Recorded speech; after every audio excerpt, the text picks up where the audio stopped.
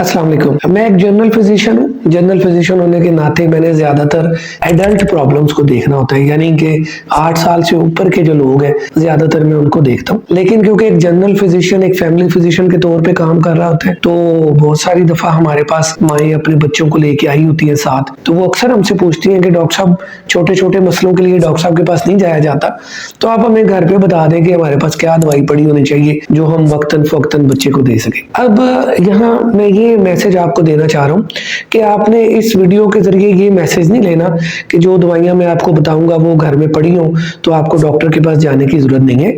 ऐसी बात बिल्कुल नहीं है। जो मैं आपको चीजें बता रहा हूँ ये सिर्फ एक फर्स्ट एड के तौर पे बता रहा हूँ। फर्ज करें कि अगर आपके बच्चे को अचानक बुखार हो जाता है तो आपके घर में कोई भी पैरासीटामोल का सिरप पड़ा होना चाहिए। पैनाडोल के नाम से, कालपोल या फेब्रोल के नाम से, कई नामों से आता है ऐसा सिरप जिसमें पैरासीटामोल। अगर बच्चे की उम्र 6 साल से कम है तो आप उसको सिरप देंगे जिसकी स्ट्रेंथ होगी 125 मिलीग्राम पर 5 ml। तो आप इसका तकरीबन 5 या 7 ml हर 6 घंटे बाद बच्चे को देंगे।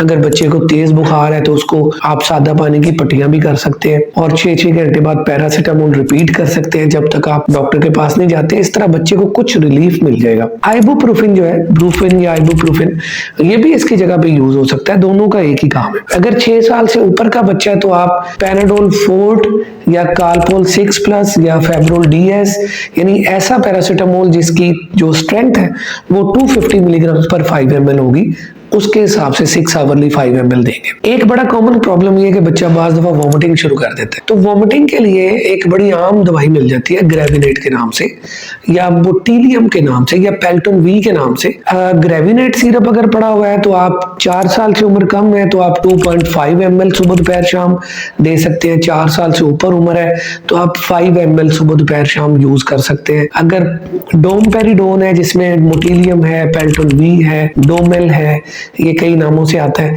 तो अगर ग्रेविनेट अवेलेबल नहीं है तो आप डोमपेरिडोन सिरप भी दे सकते हैं। 5 ml सुबह दोपहर शाम, कुछ भी खिलाने पिलाने से आधा घंटा पहले ये देना होता है। तो ये एक फर्स्ट एड है ताकि उल्टी में कुछ बेहतरी आ जाए।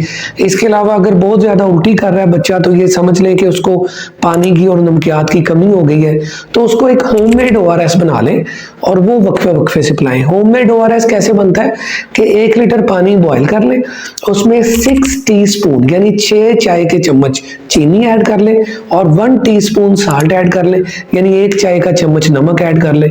इसका टेस्ट भी बड़ा अच्छा बन जाता है और ये बच्चा आराम से एक्सेप्ट कर ले। बाजार के ORS अक्सर बच्चे टेस्ट की वजह से नहीं पीते, तो आप होममेड ORS बना के 2-2 घूंट बच्चे को दें।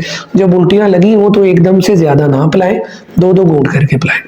इसके अलावा अगर बच्चा लूज मोशंस कर रहा है तो आप कोई भी मेट्रोनिडाजोल का सिरप घर पे रख सकते हैं, फ्लैजल के नाम से, एंटामाइजोल के नाम से।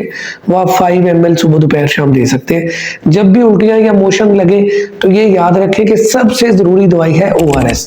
हमें बच्चे के पानी की कमी को ठीक करना होता है। मोस्टली उल्टियां और मोशन वायरल इन्फेक्शन की वजह से होती है और इसने खुद ही ठीक हो जाना होता है।